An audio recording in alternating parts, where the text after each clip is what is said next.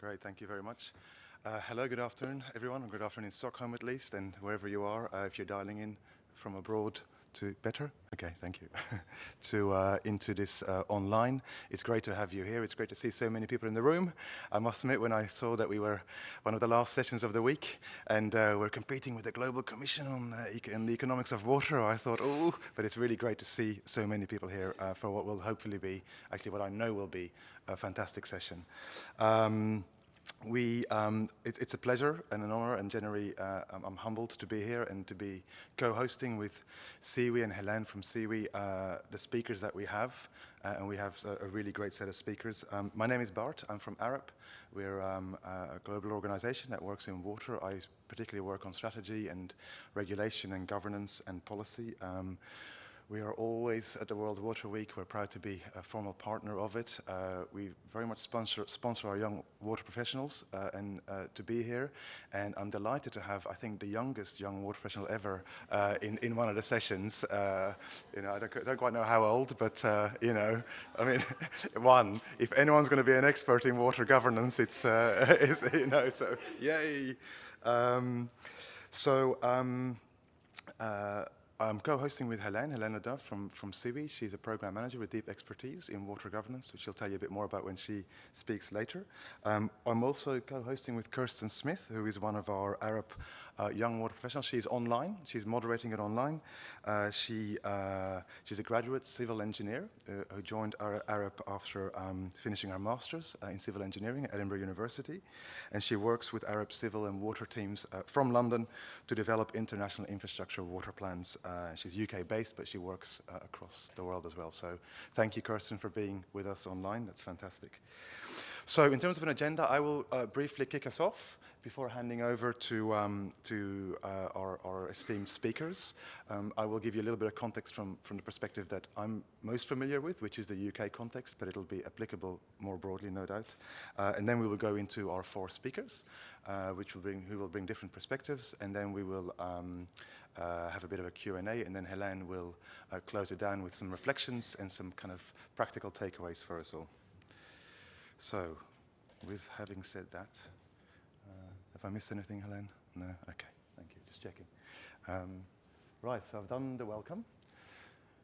So I want to just speak briefly about the UK context, because that's the one I feel I can speak about with reasonable validity and understanding.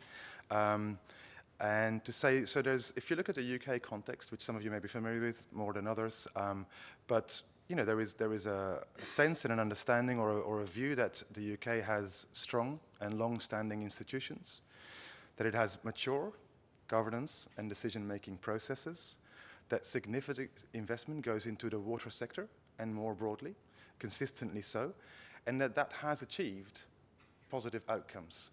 The number one of which, of course, is safe, reliable drinking water for pretty much everyone, accessible to all, and affordable to very much most of the population, which is an enormous achievement that we should never take for granted, and we're reminded every day here how that is really not the case for great parts of the world. So something to be proud of. It's a great thing, supported by the points I've just made. But then you turn the page, and you see a different side to this picture. You see that we are faced with what pretty much every part of the globe is faced with: too much water, too little water, and too dirty water. So we have river pollution, deep river pollution, and it shows here from sewage, but it's not just from the water sector, it's from agricultural runoff, it's from urban runoff, really affecting our water bodies, rivers, groundwaters, our oceans, our seas. We have floods, devastating communities in cities where the water doesn't have anywhere to go, after we've paved over a lot of it, really affecting people's lives and people's livelihoods. And we have droughts. Some people find that hard to believe. In England, surely it just rains all the time. What are you talking about?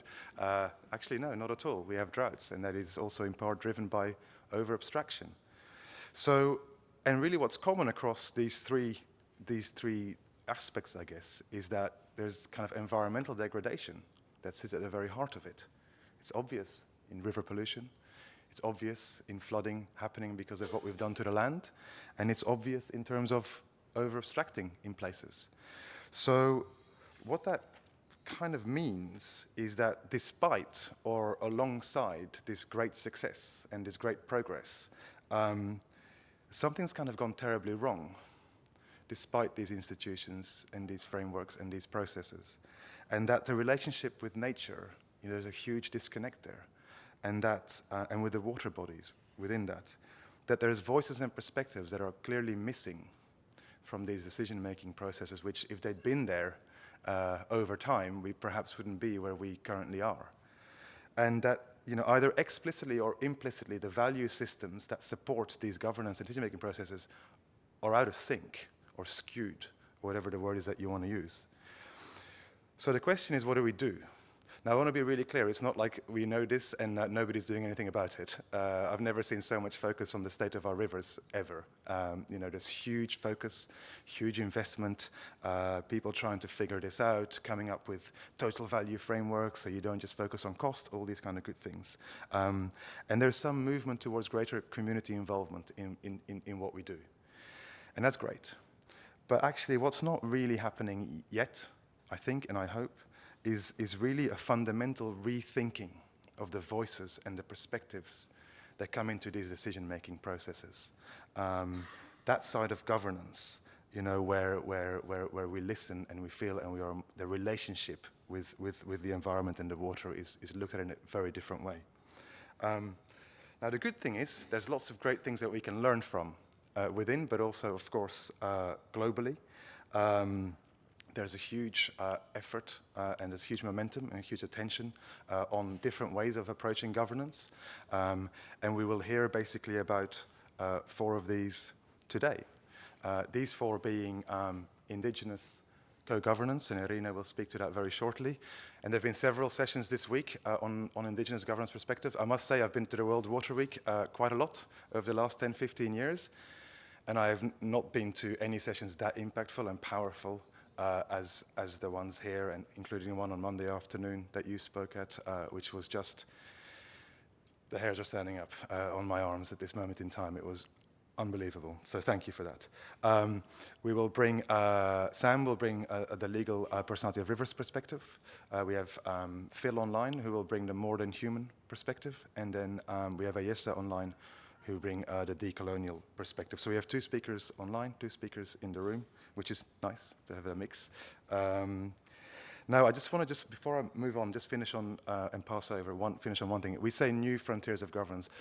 We are acutely aware that actually the bodies of knowledge and wisdom and understanding that we want to and need to bring to the fore more are anything but new, and that they've been around for thousands and thousands of years, and that they've been preserved despite the adversity, huge adversity. But sadly, they are new to some, so it's probably not unreasonable to keep it in there, and it's in tune and in sync with the title, of course, of innovation and the theme of the year. So that's why we kept it, but just to be clear, we don't think it's new, some of it. Okay, so with that, I think I will, no, I don't think, I will pass it over to Ayesha, to Irina first. Irina Watene is a Crown-appointed board member of the Waikato River Authority in New Zealand. She's a freshwater scientist with a background in Taonga species research. Forgive me if I don't pronounce things right. Lake and river restoration, resource management, and environmental planning. She is experienced in working at the interface between iwi, Matauranga, science, and policy. Irina has a strong governance background from Science Challenge, several iwi, and not-for-profit trust boards. She is also a member of numerous fisheries and freshwater societies in New Zealand and Australia. Her strong technical expertise in freshwater management sits alongside her community connections. Irina, I know you've had several talks this week. It's the last one. You can do it. Thank you very, very much. We're honored to have you.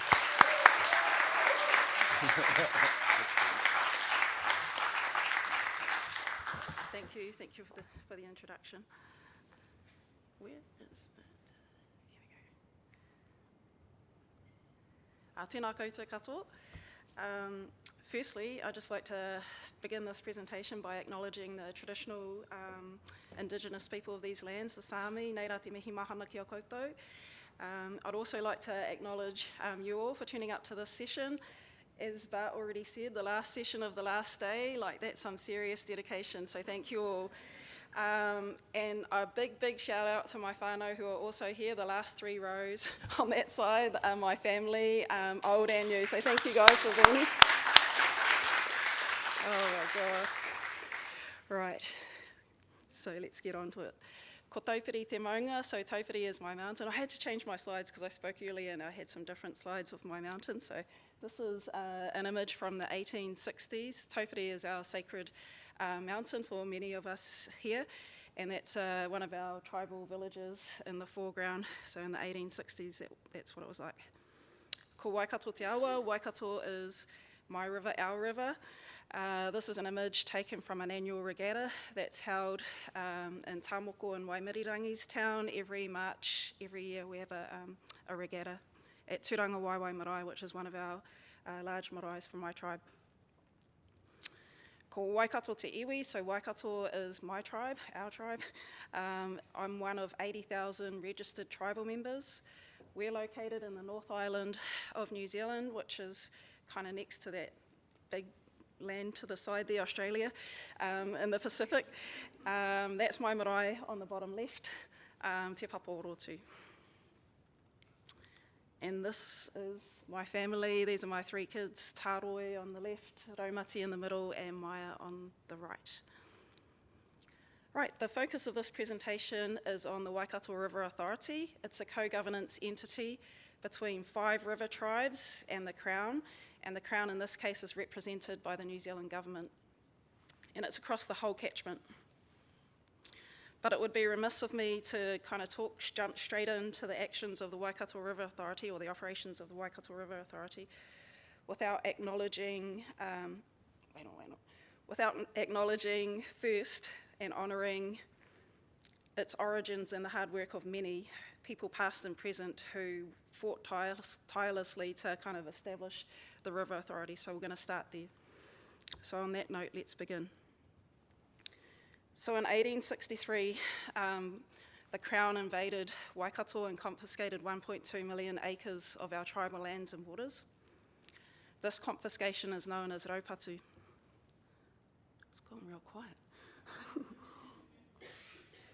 So raupatu physically removed our tribe off our lands and waters and our resources.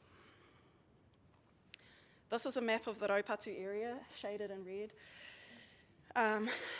And so for our tribe, it was a double blow because not only was the land taken, but the river was taken as well. And from that point forward, our tribe were excluded from any decision-making around our resources. Our rights and interests were denied, and it sparked off an intergenerational search for justice and redress. In this image on the right, that's King I Tāwhiao, the second Māori king. He was our reigning monarch at the time of the raupatu. And there's a bit of a time series, and settlement wasn't reached until 1995. We don't have time today to go into each of the detailed steps, but other than to say that it took 132 years from the invasion through to settlement. And at the time of settlement, Te Ariki Nui Te Atairangi Kahu was our Māori queen at the time, and she is 5 generations down from King Tāwhiao, who was on the previous slide. And our principal negotiator who negotiated the settlement was Sir Robert Mahuta, who's on this side here. So in terms of the land settlement that was settled in 1995, it included an apology by the Crown for the invasion that happened in 1864. And that actual apology was signed by Queen Elizabeth herself. That's the document off to the left.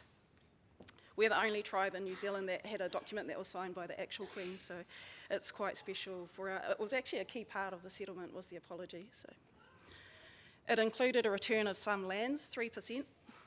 There was some cash and interest, 40 mil.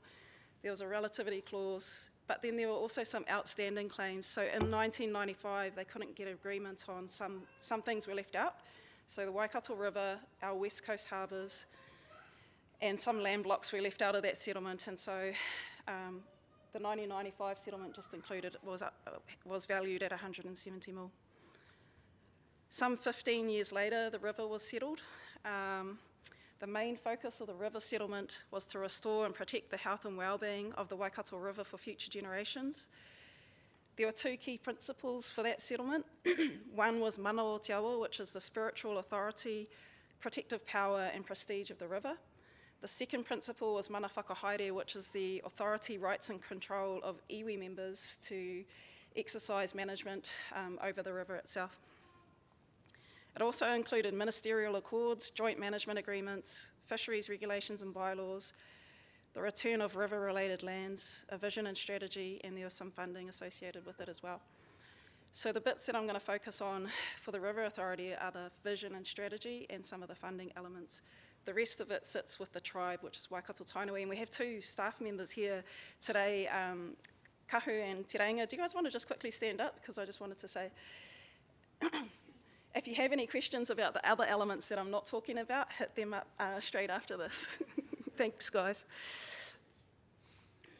So moving on into the co-governance aspect. So as I mentioned, our co-governance was established as a result of the treaty settlement that happened in 2010. We have a settlement act called the Waikato Tainui Raupatu Waikato River Settlement Act, and the Waikato River Authority came about as a result of that. In our co-governance arrangement, we have 10 members sitting on a board. I'm one of the members. And the makeup of the board is each of the river iwi get to appoint one member, so that's 5, and then the Crown, through the New Zealand Government, appoints the other 5 members through the Minister for the Environment. I'm one of the Crown appointees, by the way. This is just a quick map of the area which shows where the 5 river tribes are located. So the tribes are Waikato Tainui, Raukawa, Te Arawa River Iwi Trusts, Tuwharetoa and Maniapoto. And there are many other sub-tribes throughout the catchment as well. The purpose of the River Authority is to set the vision and strategy, which is the primary policy document for our whole catchment, to achieve the restoration and protection of the health and well-being for the Waikato River for future generations. The second purpose is to promote an integrated, holistic and coordinated approach to the implementation of the vision and strategy. And the third part is to fund rehabilitation or restoration activities or initiatives for the Waikato River. I'm just going to talk about 2 of those given the time, so number 1 and number 3. So te ture whaimana o te awa o Waikato, that is our vision. When the legislation was being drafted, it was called the Vision and Strategy, but once implementation happened, it got called te ture whaimana, which is the Vision and Strategy for the Waikato River. And one of the main parts of the vision and strategy is this whakatau ake, tōku awa koiora, mi ona pikonga he kura, tangihia o te mata muri, the river of life, each curve more beautiful than the last. So that was a saying of the second Māori king who was in the image earlier. So that's what our river looked like in his time. So even though it's a past state, it's also a future aspiration. And so our vision is for a future where a healthy Waikato River sustains abundant life and prosperous communities who in turn are all responsible for restoring and protecting the health and well-being of the Waikato River and all it embraces for generations to come.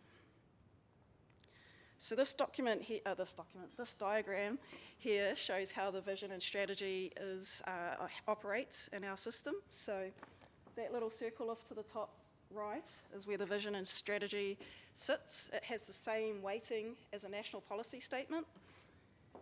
So the middle green circle, that's the regional policy statement, where in our case is the Waikato Regional Council. They set the regional policy statement. That must give effect to the vision and strategy. It must give effect to the vision and strategy.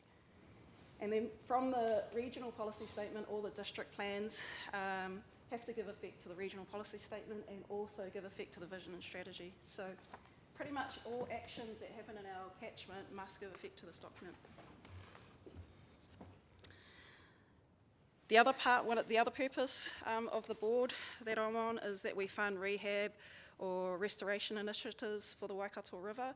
We have an annual funding round, so it opens once a year in August, so it closed already.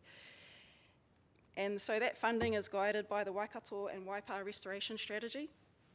So that was a document that was created maybe 5 years ago now, and it brought together the best science and the best traditional knowledge to kind of identify what the priorities are for the catchment, to make sure that when we invest in restoration activities, we get best bang for our buck, because we have 230 mil to invest over 30 years, and we kind of invest about 6 mil annually, and it's guided by that document.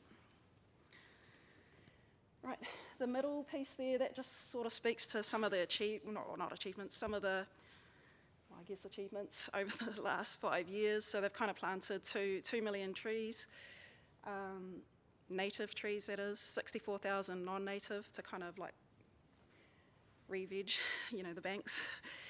We've fenced 393 kilometres, held 400 community engagements. I've had 10,000 people attend those engagements.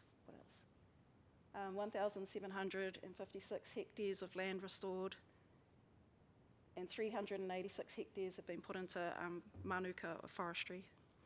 And then we've also kind of put out this 5-year report, highlights report, I guess, in 2021. So I've got some copies of that here too that goes into a bit more detail than what I can say in 10 minutes. So we fund a range of activities. Most of it is planting, to be fair, but there's also some pest control stuff like koi carp there. One of the recent projects was pulling out all old rusty cars and the like in the river. The picture on the right is some eel transfer, some eel work, which if you went to the earlier talk, you'd know eels were a favourite species for Tāmoku and Wai at the back there. We also do, as part of those community events, it's about the relationship of people with the awa, with the river. So it's not just about planting trees, it's about reconnecting people to our river.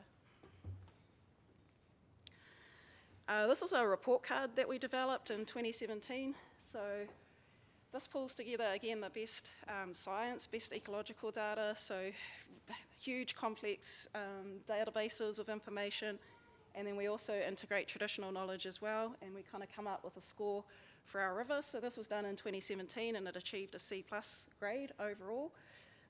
Again, I've got more information in here to go into that later. But we also include traditional knowledge too. The report card was meant to be done every 5 years, but we kind of got 5 years along and we're sort of thinking, well, it's not really going to be much change, so they've kind of changed the time frame to 10 yearly now, for now. As I was saying, we invest in a lot of projects that involve our traditional knowledge. So our traditional knowledge, language and practices are woven throughout everything that we do. We encourage and fund projects that continue to extend and build on that mātauranga. So these are just a couple of examples of projects that the River Authority have invested in. So we've got Taitumu, Taipari, Taiao, that's the Waikato Tainui Environmental Management Plan. We've got the Maniapoto Upper River Fisheries Plan. We've got Raukawa Freshwater Assessment Tool, and then we've got the Maniapoto Freshwater Cultural Assessment Tool as well. So pretty much there's not one sort of traditional Māori knowledge suits all, like it's location based. So if we were to say, if someone from Waikato Tainui developed a framework to manage their, say, fish species in their way, you can't just pick that up and adopt it in another place without those people wanting it to. They kind of develop their own based on their knowledge and practices. That's pretty bad. So just to wrap up, given it's the last presentation, here's some of the key learnings. There are multiple ways of knowing, being, and doing, so that was the same as my earlier presentation. No one knowledge system is more important than another. Local inclusive models of water management and governance can be effective, and this is actually operating in real life, in real time, in Aotearoa right now. The importance of Indigenous knowledge and voice in contemporary water management in the Waikato is essential. This model was created thanks to the hard work, blood, sweat and tears of our ancestors and their intergenerational search for redress. We wouldn't be here without their efforts. So this model here, this settlement actually informed improved water management across the country. So after this came out, a national policy statement for fresh water was developed. Te Mana o Te Wai was developed, and a lot of the principles are based on the hard work of the settlement actually. They were adopted and extended on. I just wanted to say, though, as well, that it's not perfect. You know, nothing is. There's always still room for improvement. And again, I'm sure our tribal staff members will be able to fill you in on some of the areas that still need improvement. And there's still work to be done. So we still have conservation law reforms going on. Our team are still working on iwi rights and interests in freshwater, and the 3 water reforms are also happening at the moment too. So yeah, that's pretty much a quick snapshot, and feel free to come and have a discussion later. And I just want to acknowledge all the people that helped support us to be here in your session, and thank you to you guys as well for having me. Thank you. Thank you.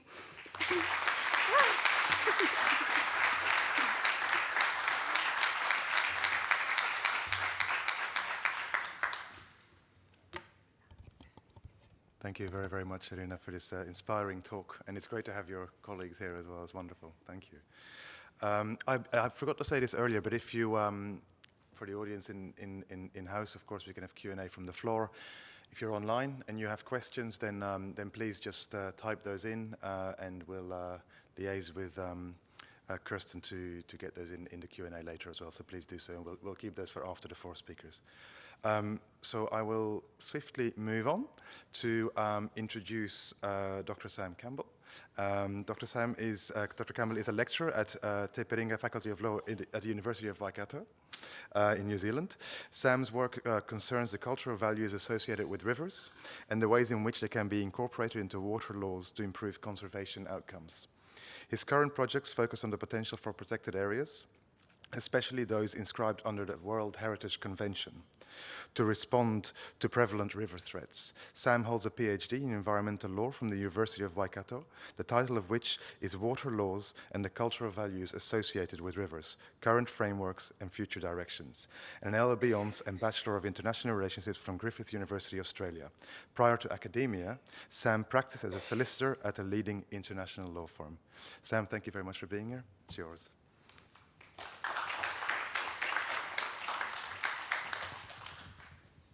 Thanks very much, Bart, and thank you all for being here. Thanks also to Siwi for having me as part of this presentation. I'll just get onto the slides. There we go. As Bart said, my name is Sam Campbell. I'm a lecturer in environmental law at the Te Peringa Faculty of Law, University of Waikato. Because of the land on which the university sits, I'd like to recognise tangata whenua of the Waikato. I'd also like to thank representatives of the Sami people for welcoming us so warmly to these lands for this conference. So I'm going to be talking about legal personality for rivers, quite an innovative legal development that is gaining traction across the world.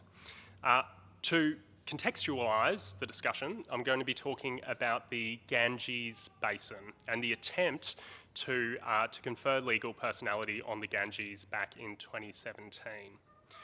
But as well as talking about what legal personality is, I'm going to talk about what legal personality for rivers can do. And I think it can go some way to achieving, in certain contexts, the overall purpose of water governance.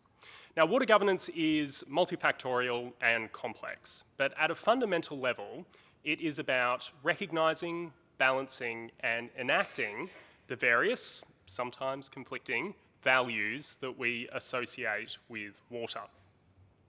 Those values might be instrumental. We might value a river for its capacity to generate economic benefits. We might value it for its social benefits, such as clean drinking water and water for sanitation and health. The values might be relational or intangible. We might value a river for its aesthetic beauty or for the sense of place and sense of identity that the river provides us with. In addition, values associated with rivers could concern spiritual connections to rivers, spiritual practices, spiritual inspiration, and Indigenous ways of knowing and being in relation to rivers. This last broad category of values, of spiritual and Indigenous values, have been described in various ways in policy literature. Originally, they were described as cultural ecosystem services by the Ecosystem Services Framework.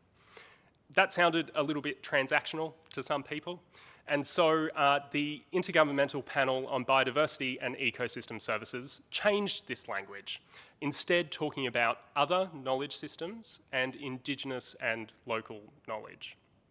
Now, in a lot of the reports produced by IPBES authors, they also talked about Indigenous and spiritual perspectives in relation to water. Now, ontological analysts, those who study the nature of reality as experienced by people, would say that in some contexts, this language of perspective doesn't fully and accurately grasp the gravity and the seriousness of the relationships that certain communities have with waterways. And instead, it might be a good idea to start talking about these as the lived realities of those communities.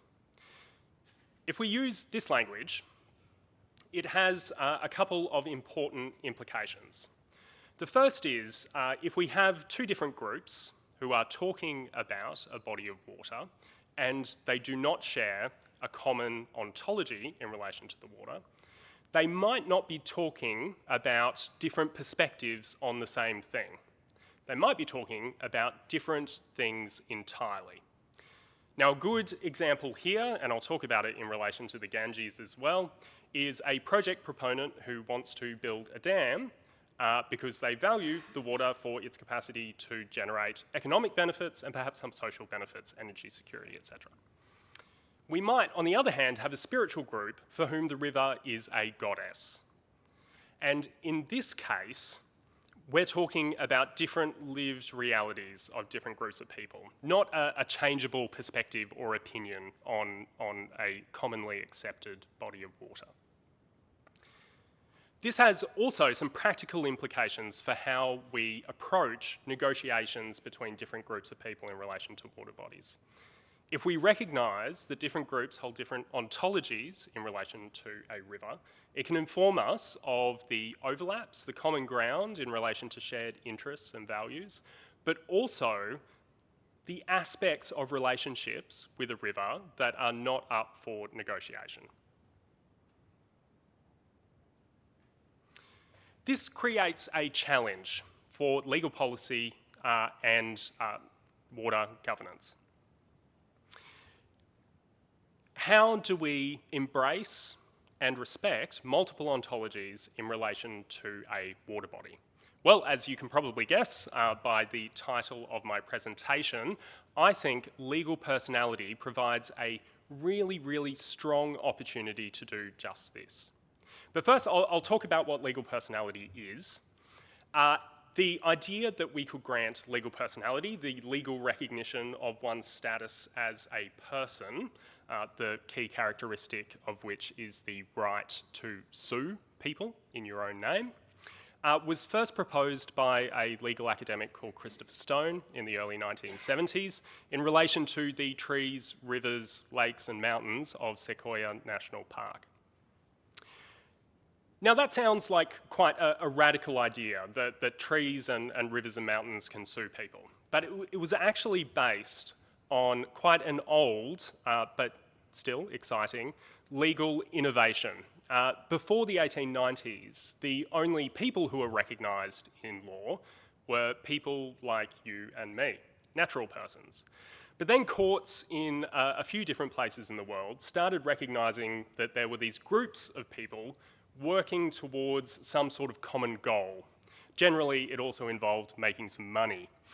And the court said it would make sense to recognise these common efforts as persons in their own right. And that's how the corporation was born. Corporations, like you and me, are now people, and they can sue others in their own name. And that's quite interesting, because a corporation, if you think about it, is entirely intangible. You can never touch or see a corporation. It exists only in the mind.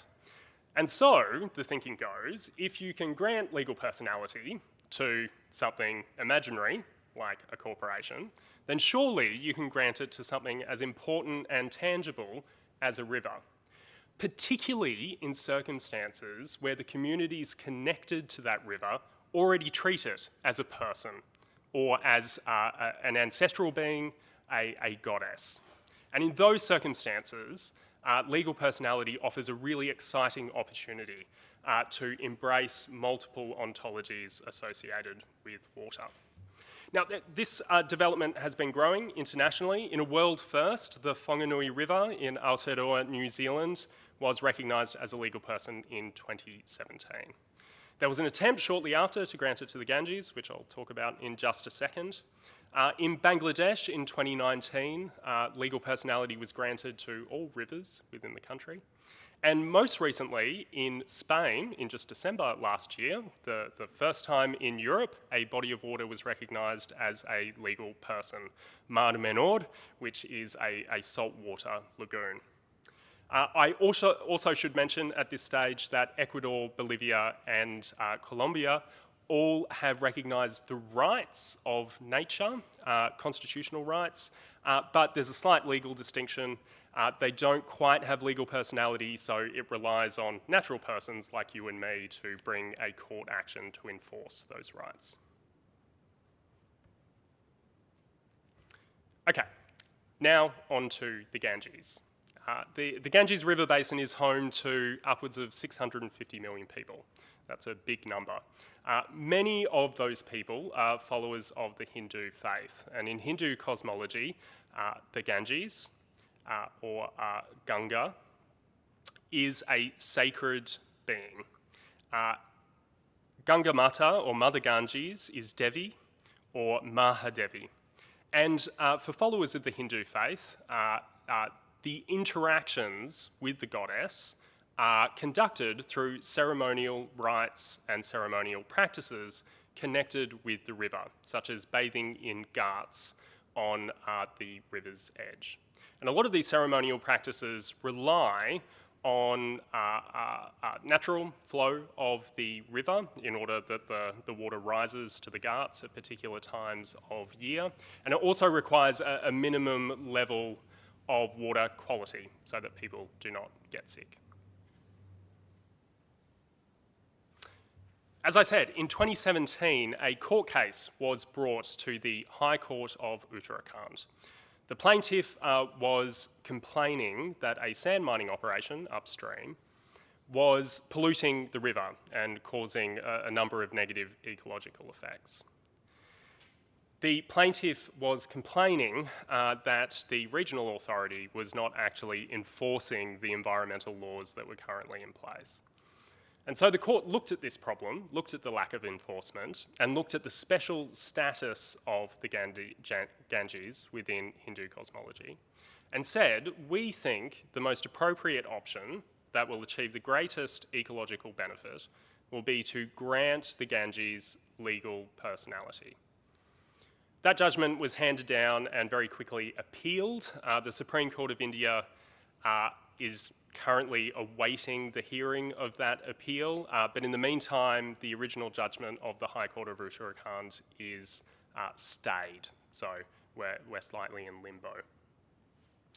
The judgment itself, though, is very, very interesting and provides some great insights into what legal personality can do to embrace multiple lived realities in relation to a body of water. And the interesting thing about the judgment is it does so without elevating one ontology above another. All are equally valid within the judgment. The judgment talks about the Ganges as being a vital socio-economic resource, as supporting the livelihoods of hundreds of millions of people, and so deserves protection so that clean water for drinking and irrigation water can continue to be provided. The court also talks about the Ganges as a threatened ecosystem. And it almost goes so far as to recognise that the ecosystems of the Ganges deserve to be protected on their own merit, entirely independent of any human benefit that might be derived from them or any human interaction with them. That's a pretty radical idea in law. Law tends to be quite conservative. And finally, the court recognises the Ganges as a living and breathing goddess that deserves protection in order to honour the goddess. It's not a perspective that's held by some people out there. The court actually recognises the Ganges status as a goddess. And so we can see here the opportunities that legal personality opens for embracing the multiple lived realities in relation to a water source. Water body, I should say. Okay, so some key takeaways, because I think I'm running out of time. I think at a practical level, it's important to appreciate the benefits of undertaking a review of a water body to see what ontologies are at play. And that can really help us to understand the various interests and values held in relation to that water body. It can help us identify points of commonality between groups, and it can also help us to identify what aspects of relationships with a water body are absolutely not negotiable. And it's important for all interest groups, all stakeholders and all rights holders to be aware from the outset of what is off the table. And another great thing about the legal personality movement for particular rivers is that it is context responsive. So appreciating all of these things can help us to design a system through which socioeconomic benefits, cultural, spiritual practices, and ecosystem protection are balanced appropriately for that particular body of water. So that's all I wanted to say. Thank you very much.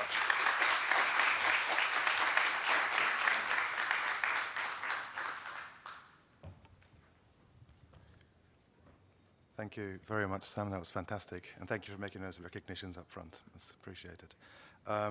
So we will now move on to one of our, the first of our two online speakers, Phil, who will provide his perspectives. Or now I want to say he'll provide his realities. I don't know what you wanted to do. It's ontologically complex, this session.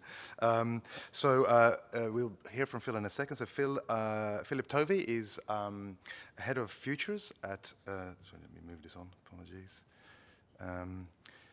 Head of futures at DEFRA, which is the Department for Environment, Food and Rural Affairs in England and Wales, in the UK, and is in the Central Science Division. Phil leads a team in providing foresight research, analysis and assessment of emerging threat, risk and alternative trajectories.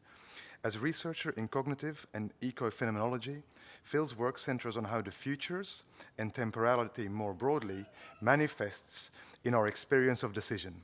A former Royal Marine Commando with operational experience in a number of continents, which when I heard that first, I was like, wow, really? Didn't expect that. Working alongside indigenous forces. Phil is a member of the ESRC Centre for Socio-Digital Futures Advisory Board. He holds an MSc by Research in Preventative Strategy from Canterbury Christchurch University, and is pursuing a PhD by publication through works on the eco-phenomenologically dimensions of human augmentation within riverine ecologies, which is a sentence I had to read a few times before I came onto this stage. Phil, we are delighted to have you with us, and it's yours. Thank you. Sorry, I should have said this. We will move the slides on for you, so just tell us what to do and when to move, and I'll just do that now, and let's go for it. Thank you, Bart. And thank you, everyone. It's a real honor to be here, and I'm learning a lot from the practice of starting introductions that take the basis of acknowledgements. And so I feel like for the first time in my professional career presenting to a group, I'd like to acknowledge the River Tone, from which I am beginning to learn and be called back to as my birth river here in Somerset in the southwest of England. So I'd like to acknowledge the River Tone and surface them as a present entity, not least by way of segue into dealing with some of the complex issues that we're going to talk about. So it's a real honor to be here in this slightly strange setting virtually, with looking at the backs of your head and my slides side by side. It's maybe suited to the type of talk that I'm going to give today. So I'd like to represent within the more than human perspective some absent voices. And when we use this phrase more than human, probably initially we get the impression that this will be about for and of animals, plants, and fungi, and we'd be right.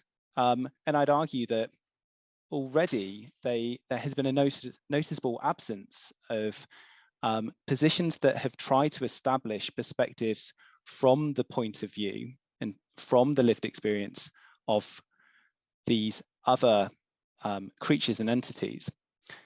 But I'm going to make a more profound point, and I've been really heartened but not surprised to hear ontologies come up more than once already today, because there's also an absence and a possible stubborn resistance of a potential impossible phenomenology, which is born out of the fact that we cannot perceive fully the entities through which we are seeking to govern.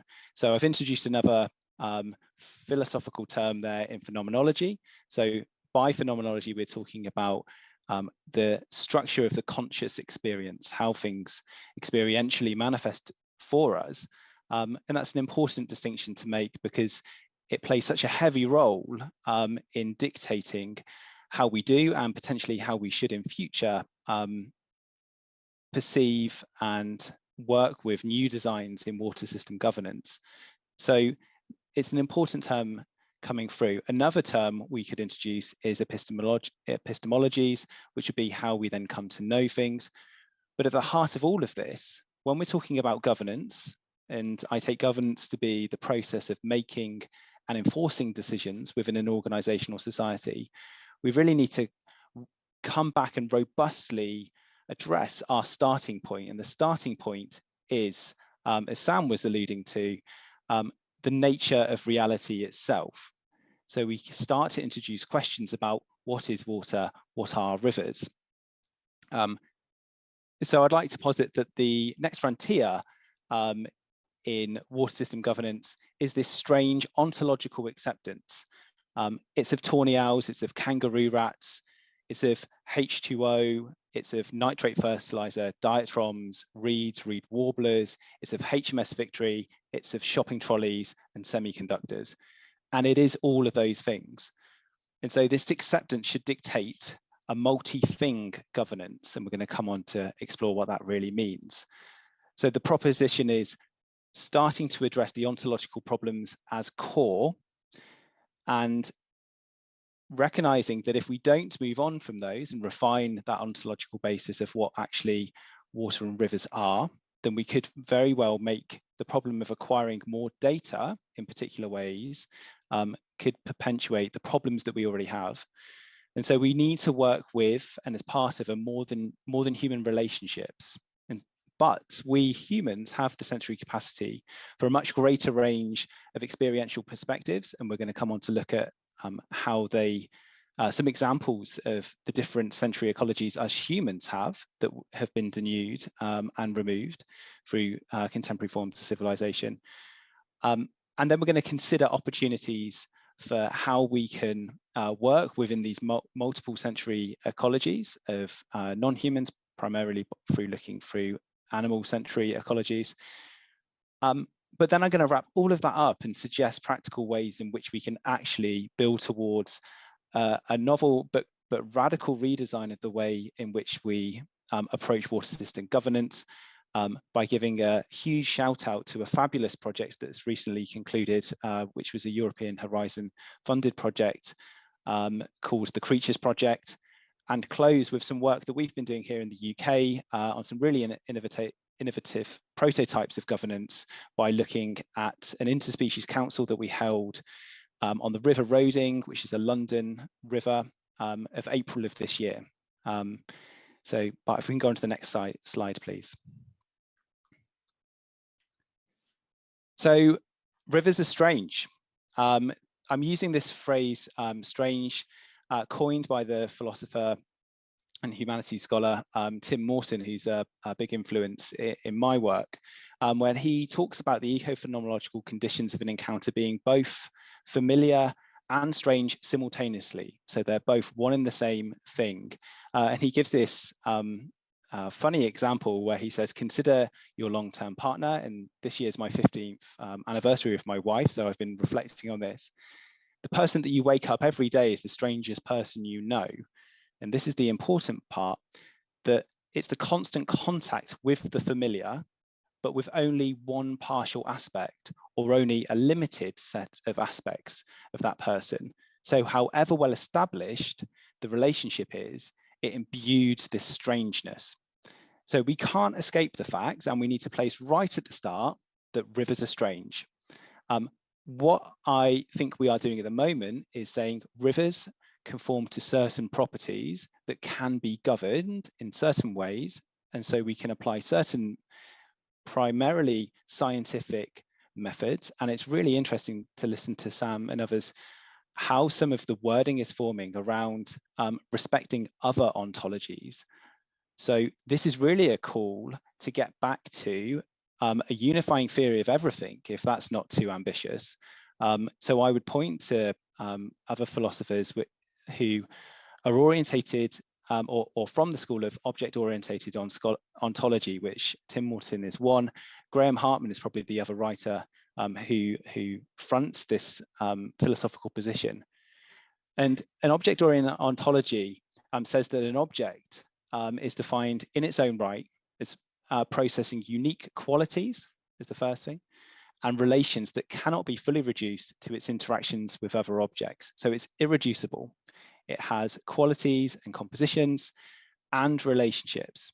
And so it's not its relationships, which you might see in Bruno Latour, or moving into an idealism space where we say it's just manifest because of the relationships that the river creates for us. And I think that's an important distinction to make, because when we talk about enshrining legal personhood with rivers, and we might say we recognize the relationship and the phenomenology that's culturally embedded within a particular peoples as ontologically indistinguishably valid as another ontology, we create a problem that it puts it on the objects on a relational basis only, or it leads to that danger. So what Hartman is trying to say is that it's also its constituent parts. So it is the H2O, it is the riverbanks, it is the flow state, it's the hydrology, it's the channelization, it's the sedimentation, the bedrock. So it's neither one or the other, but both at the same time, and it's irreducible either downwards to its component parts or upwards to its relationship. So overmining or undermining are the terms Hartman uses.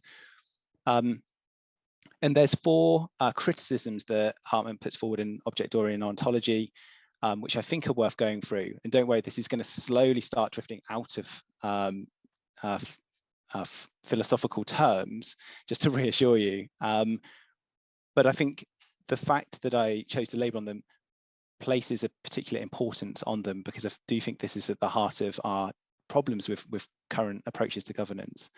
So physicalism is one criticism. So reducing the reality only to material entities. And so this might force us to pursue an environmental monitoring program that would develop ways of microbial source tracking or tracking of pollution flows within the river through laboratory experiments, testing and verification kits or other forms. And using that as the basis to make decisions in its rawest sense, prioritizing those methods to determine the state of the river. So that would be a case of physicalism, which would be rejected because the river is not purely just a physical entity. The other component is smallism. So smallism is emphasizing the discrete particles whilst overlooking the interconnectedness. So similar to physicalism, it might say it has it's made up of nitrate pollution or something like that, and it doesn't then include aspects of farming and land use as being part of the entity itself. And again, taking that down to its smallest possible form. So it can't be reduced to its smallest form. An interesting one is anti-fictionalism. So this highlights that the disregard for meaningful role of fictional entities and narratives that shape our understanding of policy. So the river is, as well as being H2O and other qualities, the fictional components it takes, and similar the last one is literalism, where a failure to acknowledge the metaphorical nature of our language. So we cannot describe it literally. Does take on a metaphorical form. So next slide, please.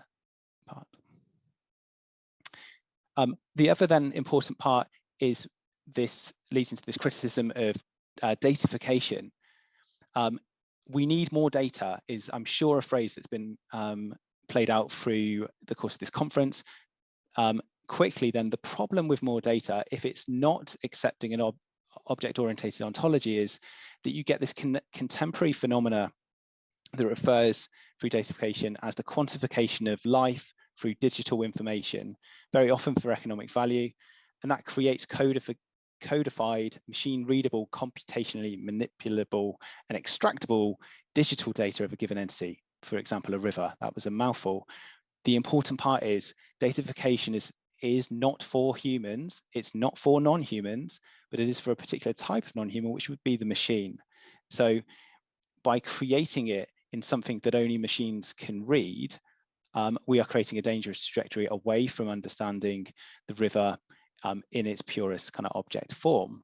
And Tim Morton has this example of raindrops is you might have raindrop data, but there's something missing, and that's the raindrop. You can never quite get to the thing itself. You can only have the wetness, the splashiness, but you know they're not gumdrops, and you know they're not chocolate drops. They're definitely raindrop, but it's hard to have access to the actual thing itself. So if we go on to the next slide, please.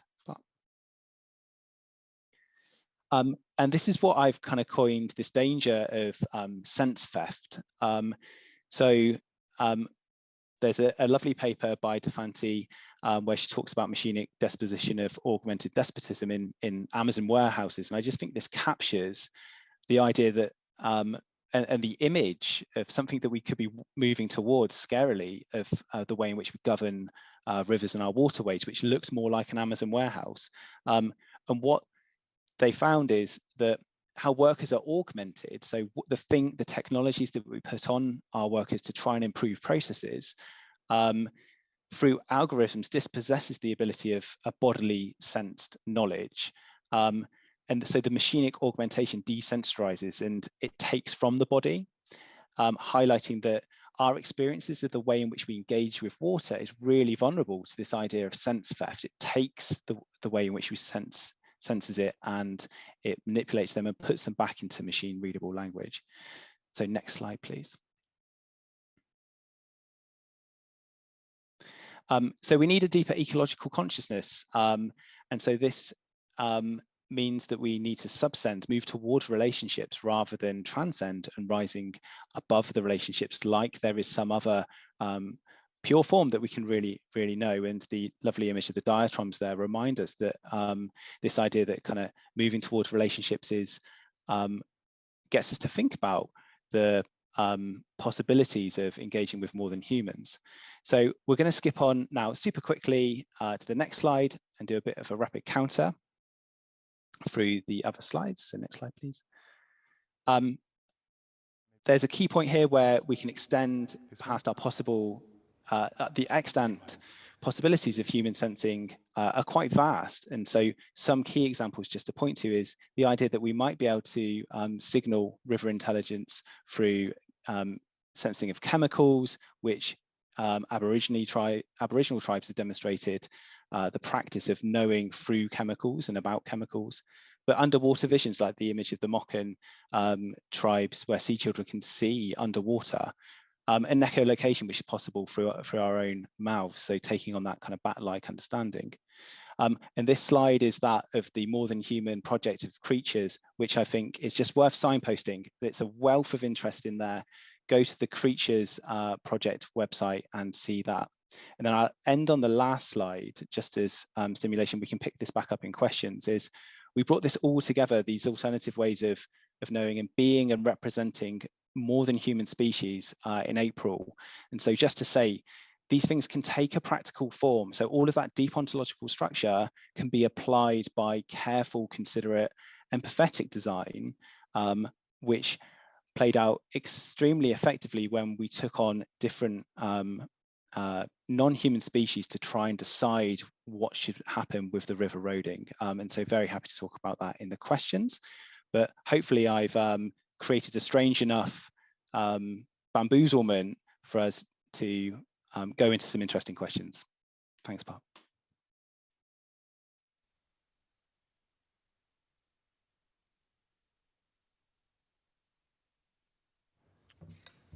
Thank you very much, Phil. Apologies for having to move you on there towards the end. Just want to make sure we have time for Ayesha and some questions and Helen. So apologies, but thank you very much for that intellectual tour de force. So there's lots of food for thought that for your last session at World Water Week. Just some light content.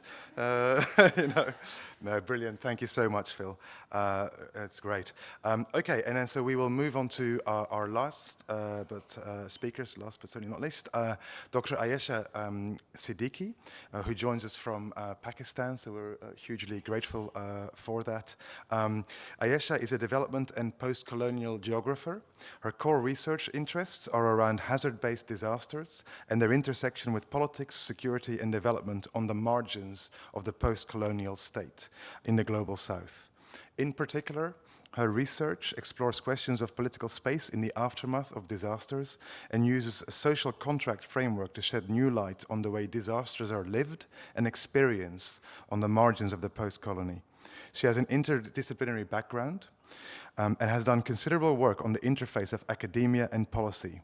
Working on the interface of research and policy, Ayesha is a specialist on climate change, disasters, and development issues. She has worked at the House of Commons in the UK with the International Development Select Committee to help them increase uptake and diversity of academic research. Ayesha, thank you very much. Over to you.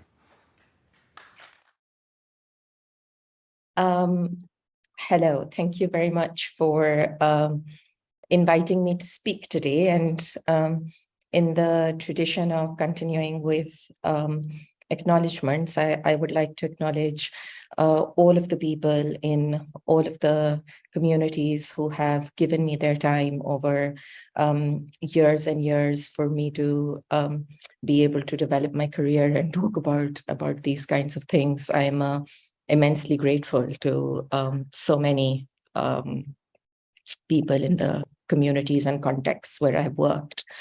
So before I kind of get into just 4 key points that I'm hoping my presentation is going to highlight for you, I thought I would tell you a little bit about who I am and why I'm speaking today, because we've had such a kind of wide array and diversity of talks. Positioning myself and telling you the kind of positionality that I come at this from is a little bit important and helps to set the context. So as a post-colonial geographer, I've worked primarily on hazard-based disasters with this kind of special interest almost in flooding. And I see myself as a kind of disaster studies person who's trying to make sense of floods and typhoons and landslides in non-Western contexts like Pakistan and the Philippines and Colombia, and most recently Peru, where I'm doing some work on El Nino related floods in the North Coast. And all of this kind of engagement and research with communities that I've been doing has been very much from an ethnographic and arts-based perspective. So even though I am a geographer, I don't really work on the physical elements of geography, so to speak, if there is such a thing as a clear divide. And my interest is very much in understanding what people are trying to say through things like art, narrative. This is a piece of artwork that demonstrates actually the floods didn't come through because of heavy rainfall in the north coast of Peru, but actually because of where the dike was broken, and quite deliberately broken by particular elements in power. So I'm trying to demonstrate that the way that people construct floods and disasters, and the way they understand how this relationship between people and the river is constructed is kind of equally important. And through this work over kind of um, a little over a decade of speaking to a number of different communities, I've been thinking a lot about what decolonial or a decolonial understanding or decolonial interventions around managing river systems might begin to look like. What would it mean? What could it mean possibly? And would it even be would it be one body of thing? And I don't have lots of answers, but I'm trying to suggest. Bart said we must be very practical and solution orientated. So I'm trying to suggest ways in which we can move towards that direction. And the first thing I want to suggest is that, and this is based specifically because I was doing a little bit of work on the large-scale floods that affected Pakistan last year, with 33 million people were affected. This image is from that flood. And what these disasters have repeatedly shown us is that coloniality in managing rivers has both a material element and an epistemic element. And often, particularly when we get into trying to deconstruct these ideas theoretically, we fixate quite a lot on the epistemic, but actually there is need to recognize that both of these forms of coloniality have contributed towards the kind of large scale floods and river management disasters we've seen. What Pakistan last year showed us was that the flooding in 2022, and just to juxtapose parts of the Indus Delta that were flooded in 2010 were really quite similar, and every single kind of flood year or super flood year, these are the areas that tend to be flooded. And the evidence that we have also repeatedly shows that it is because of dam failures, because of problems with barrage gates, because of the way the entire kind of physical, material reality of infrastructure that was constructed during British imperial rule in South Asia was to try and keep the water in, to try and irrigate these lands, to provide various kinds of revenue streams and patronage for power holders. So there is those kind of imperial structures around dams and barrages and hydraulic very top-down heavy river management exists. And that is very much the material reality. And there's also the epistemic reality of engineers and water planners and state planners continuously believing that the only way out of the problems caused by that kind of river engineering is to do more river engineering. And so you're really dealing with this confluence of a particular way of privileging Western thought and a particular relic of material coloniality. And so to start talking about ways of decolonizing interventions for river systems, we really need to deconstruct the knowledge hierarchies. How long can hydrology rule state planning and river planning offices in the global south is anyone's guess, but that's the kind of hierarchies we need to start to deconstruct, as well as the material inequalities around why are particular people living in these areas versus others. So that's the kind of first thought that I want to present for coming up with something practical. The second idea that I want to present is that if we're going to start thinking about decoloniality, temporality is extremely powerful in either reproducing or in challenging epistemic coloniality. And what I mean by this is that every single time there is a hazard-related disaster, like a large-scale flood, the first thing that happens is through weather attribution models and a whole bunch of other climate modeling, is that you begin to start hearing scientists, and by that I specifically mean a particular branch of a very narrow Western science, say that these models demonstrate that this is anthropogenic climate change or greenhouse gas emissions or whatever. But that's immediately in the right now. You do this model and you attribute X amount of this change to a change in climate.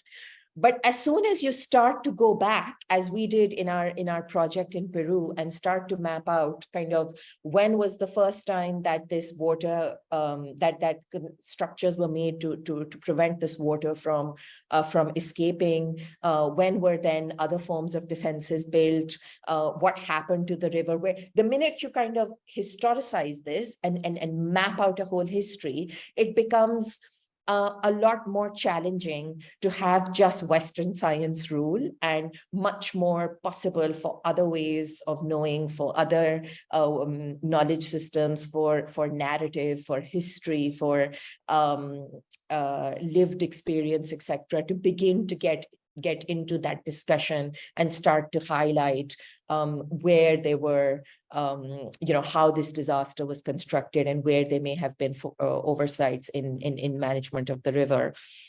And so the second point I really want to make around decolonial interventions for river systems is that it can't be a historical understanding. The next time the news of a typhoon or a flood or some kind of large-scale disaster hits media, it's really important to go back and trace how this moment resulted in this kind of disaster. And that's where you start to for climate science to lose that kind of hegemonic power. The third thing I want to kind of say, and maybe given the kind of deep discussion we've had on this so far, this perhaps now seems somewhat obvious, but still kind of worth saying is that for too long, we've looked at traditional or indigenous knowledge as something fixed, as something that we need to go and find. And what is this indigenous knowledge that people in Pakistan or Philippines or Peru are kind of holding on to, and how is it that we can understand this, and what are the ways of dialoguing with it, and of really enabling it, the voice of post-colonial subjects to bring this forward, etc. And increasingly, what people have been saying to me, and what I've experienced in these conversations with them, is that actually it's not just something fixed, like here is an architectural relic from the past that shows people had this knowledge that they now no longer have. It's also something very lived and very practical, like people have been living with this river for so long, a whole generation, sometimes half a generation. They moved here 20, 25 years ago. And so they have a very lived understanding of where they think the dikes are most weak and most likely to break. And so they have practical solutions for, let's use sandbags. But actually, this kind of practical knowledge doesn't quite look like the version of what we believe traditional ecological knowledge should be like, and that causes all kinds of problems. So there is this entire project in Pakistan, which is really led by an architect who has roots in kind of very Western understandings of architecture, but is working with people to try and construct structures, etc., that are much more flood resilient, using their knowledge, but her own expertise, but coming up with some kind of a mishmash that's really quite non-traditional, but also is pushing a particular kind of post-colonial intervention or decolonial intervention forward. And I think in a lot of the kinds of post-colonial theory that we've tended to apply to river systems or to flood management, we would say yes, but this is returning to some kind of non-traditional understandings. And I think often these things are quite blurry and quite kind of gray. And so decolonial interventions for river systems are not one thing. They're not discrete. They mean different things to at different places in different times. And finally, the last thing that I'm going to kind of conclude with is that often in redefining the terms of the debate, we get a lot of pushback within the scholarship around, we have to maintain that we are the knowledge producers, that this kind of theory is produced in the academy or in practice, and there are all these ways in which we're encouraged to reorient understanding from outside Western knowledges, but it must be done within the terms and within the boundaries defined by the Western Academy or defined by the West. And actually, that's not really decolonial, because to be truly decolonial, we must be willing to concede that we don't have all the power. We are not the producers of knowledge, and we need to be much more democratic in the way that we work with communities in the global South. And that's, of course, connected to the material and to a number of the other things that I was talking about. That's it. I'm just going to leave it there. Thank you.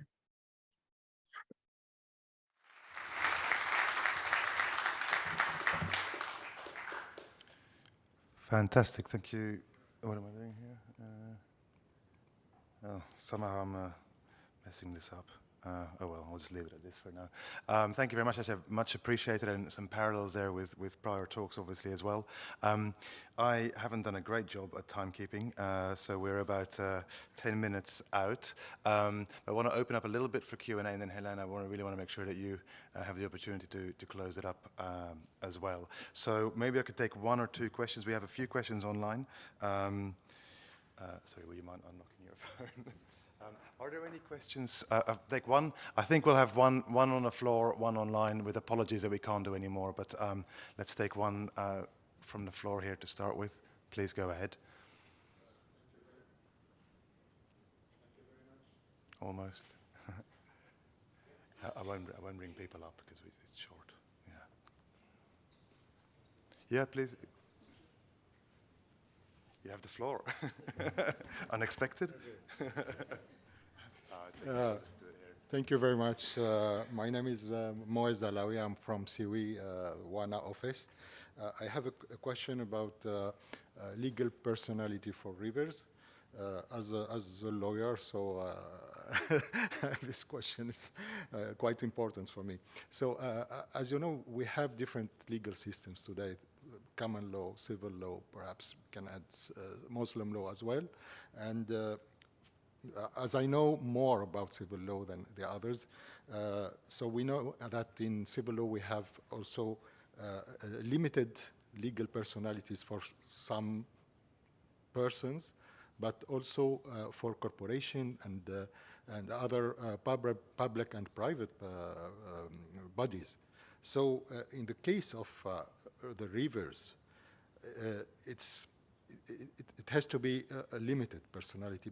And when we say limited personality, it means that this personality needs a representative. So, yeah, so in the case of the rivers, who will be representing legally the river? And my concern is that it could be also, this question could be conflictual between different organizations, associations, or other bodies that would like to represent the river with different perspective and interests. Excuse me, another question about, okay, thank you very much.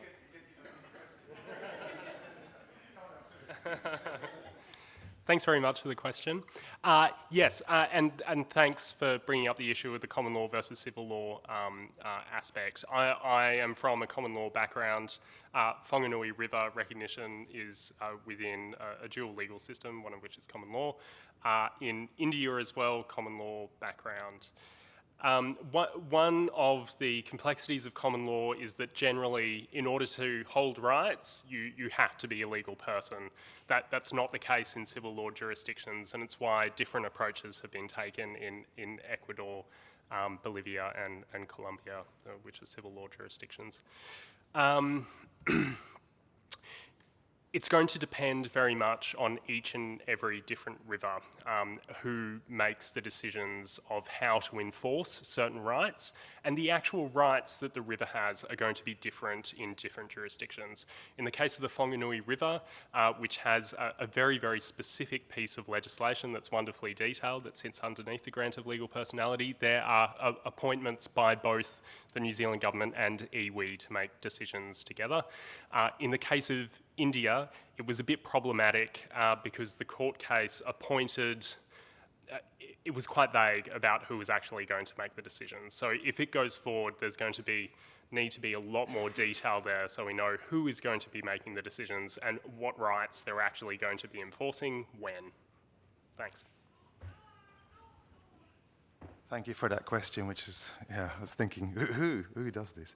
With apologies, we're going to keep it to one question. There's a few online, but we're just running out of time and very strict with time, rightly so. So I'm just going to finish off by handing it over to Helene to wrap it up with some reflections, and then and that will be that. Thank you. Thank you. Very quickly then.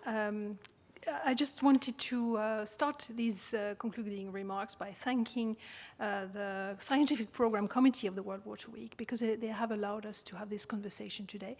And this conversation has proved that there is room at the World Water Week for discussions on innovations that engage with more complex politics and ethics of water governance, discussions that reject overly simplified solutionism and purely technocratic tools to address water catastrophes. So that was one thing that we think was really, really positive in this session and in all the sessions, in several other sessions in the World Water Week. And the second thank you we wanted to extend was to our four great speakers who have showed very much generosity and enthusiasm for the theme of this session. And from day one, we felt a lot of energy around this session. And the fact that you're so many people here attending shows that there is a lot going on, immensely generative efforts out there, eager to reclaim and hack water governance for better purposes. So that's really positive. The presentations today and the discussion have it's clearly shown that time is ripe for reflecting more broadly and more boldly on what we do when we support governance for water and how this could be done more respectfully and efficiently at the same time. So very briefly, my four takeaways from the discussion, and what I think could drive us forward in this direction is that we heard the proposal lots of time of working with more than water.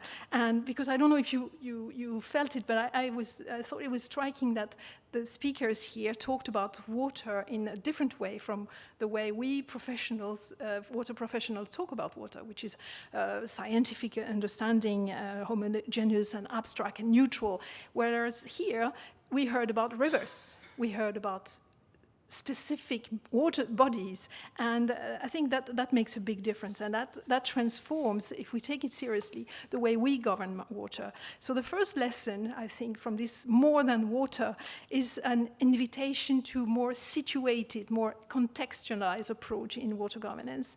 Whenever possible, we need to name the waters that we're talking about, the bodies that we use. We need to use a language that helps public reconnect, understand and value sources of water and water services and systems, of course.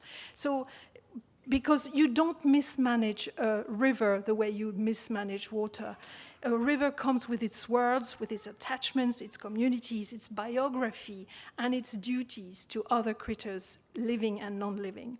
So the second takeaway after this more than water is an invitation to treat water as more than a resource. And we heard it very strongly here. The term more than helps us think that it's not either or, it's and. So we don't manage a river just as a resource, but the river can be a resource that needs to be treated as H2O, but also at the same time a valued member of the community. So the lesson from us at the lesson from Aotearoa are very clear in this regard. The model illustrates that water can be governed as a resource for human purposes, but also as an important source of human responsibilities. And my third takeaway in this discussion draws on the consequences from this more than water and more than resource. And it's a proposal to transform governance practices, no less. This can be done, I think, in three ways. First of all, we heard very strongly that we need to think and act across multiple time frames. That was very strong for me. This is not new. I mean, sustainable development has talked about thinking about future generations. But here we heard something different because we were asked to situate ourselves between the future and the past. What the questions we were asked was, how would we act if we wanted to be good ancestors, the way we think about our ancestors? And what about the wrongdoings of the past that Aisha was talking about that manifest themselves in the dangerous disruptions of today?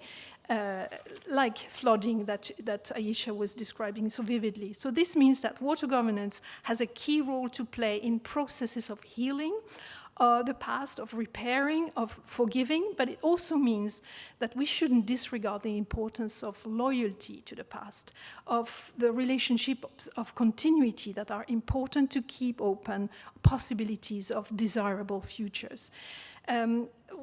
The other transformation that we are invited to think about in governance from the discussions that I felt was to think and act across multiple actors. We heard here about other species, we heard about life worlds, rivers that could have their own interests. So we are invited to make decisions and address this content in the presence of new water stakeholders, many of which are not human.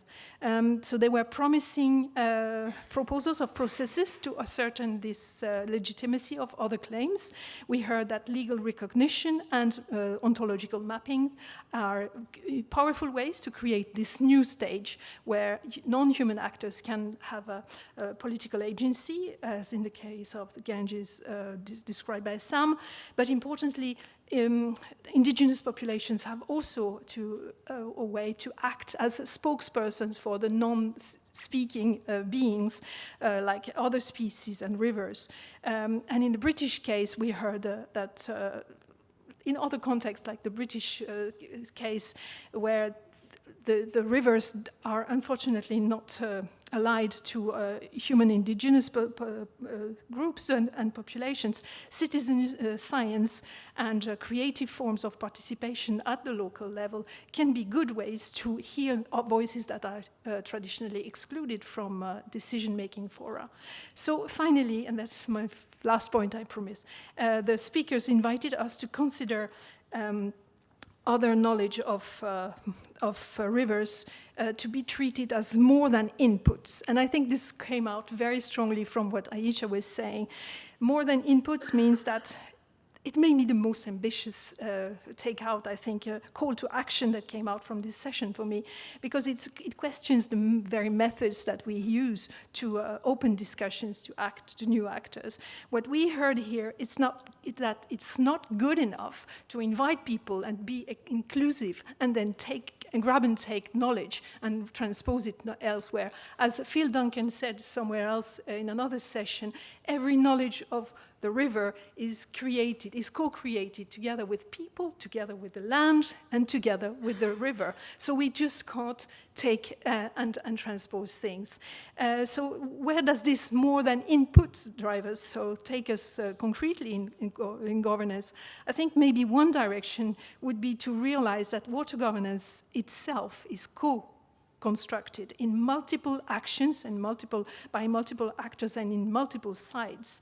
And many important water decisions are actually not taken in government office or are taken outside of meeting rooms. They are taken in courts. They are taken in community gathering, for instance, and emergency response, as Ayesha was saying. But it can also be taken at World Water Week. So this is what I call a vibrant ecosystem of governance decision, where we are all water managers, where we all have responsibilities and capacity to decide on distributions of water, of voice, of responsibilities, of benefits and costs of water decisions. So the task for us from the governance perspective is therefore to account and learn from all those decisions that take place everywhere and better coordinate those decisions to make possible flourishing water futures. The next step for this session will be that the recording will be available very soon on the World Water Week platform. Please watch the Arup and Siwi space for a few reflections on this session, and we all hope, and we have plans to publish a paper next year based on the conversation that took place here. So stay tuned. Thank you very much for attending, and keep pushing the boundaries. Thank you.